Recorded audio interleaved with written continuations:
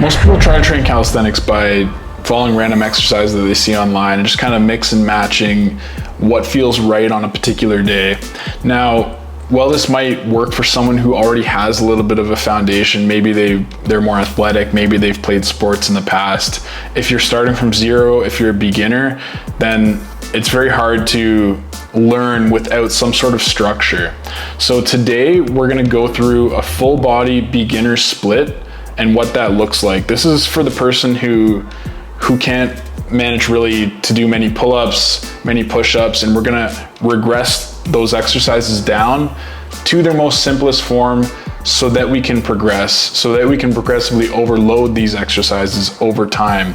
Now, what I really want to stress is that there is no single perfect program for you to follow. What matters is training where you're at for your starting point. And everybody watching this video is likely going to be at a different starting point, but I want to give you the tools required to be able to regress your own exercises, to be able to progress your own exercises, and adjust this program accordingly to suit your needs. Now, another thing that I want to stress, and I have included it in the notes for each exercise, is focusing on good form.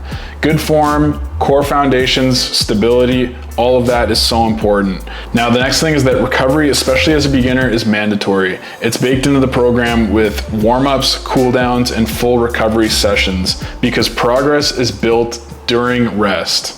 Okay, so just a quick run through. Again, this is a beginner program. It's gonna last for 6 weeks long. Now, the goal with this program obviously is building the foundational strength, core stability, and joint integrity. The schedule, we have a 4-day full body rotation, and just an example, it's Monday, Tuesday, Thursday, Saturday, but you can adjust this to meet your needs or schedule. Now, this is the warm-up that we're gonna do for all the days, and you can adjust this accordingly, obviously, to meet your needs, whether you have restrictions in your shoulders, legs, what have you.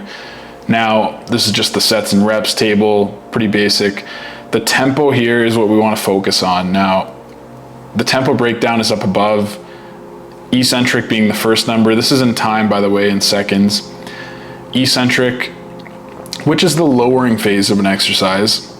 Think lowering a pull-up, think lowering a squat.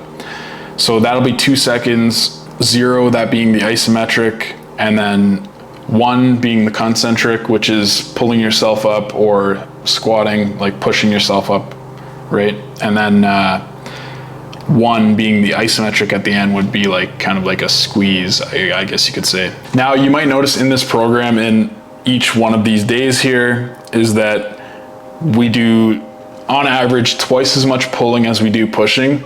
And this is mostly in part due to the fact that as a beginner, we really want to focus on opening everything up, getting a strong back, getting your lats engaged, and pulling your shoulders back. Basically, what we have here is band-assisted pull-ups or scapula pull-ups. This really depends on where you're at. So you start with the strongest band that you can find and really focusing on proper form with pull-ups. I would highly recommend that you use a band as opposed to the assisted pull-up machine.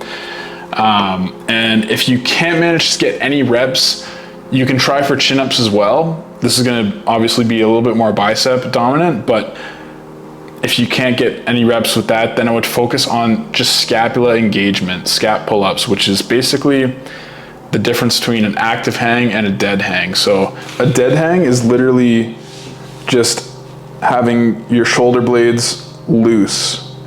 An active hang is when you pull them into retraction. Just talking about regressing or progressing an exercise, what I want to stress is that in these notes, this is basically the form breakdown, right? So the form breakdown doesn't change a whole lot if you're regressing or progressing in terms of keeping your elbows tucked in pulling or pushing movements, or breathing in, bracing, flexing your core. All of this is the same. I want to put you in the driver's seat so that you can start to think about what's going on here. The wheels start turning and you can say, look, this exercise is too easy, I'm going to progress this, or this exercise is too difficult, my form's starting to break down too early, I need to go down a little bit. And type in Google, do a little search and say, what is the easier progression to this exercise?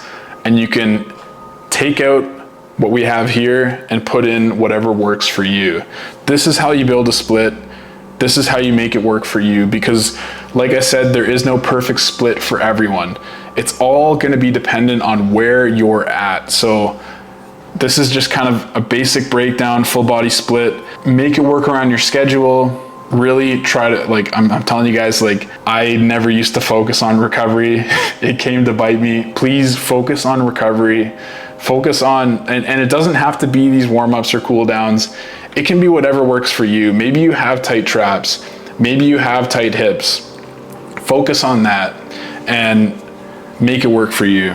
If you're someone who wants real guidance and you want to take the guesswork out of training and you want accountability, progressions, and recovery all built in, and you don't want to think about regressions, progressions, I do offer one-on-one coaching. But whether you train with me or not, show up with intention, train with purpose, and keep moving forward. Grab the free program below, subscribe to the free weekly newsletter, and check out this video above for beginner to advanced hollow body holds. Later, guys.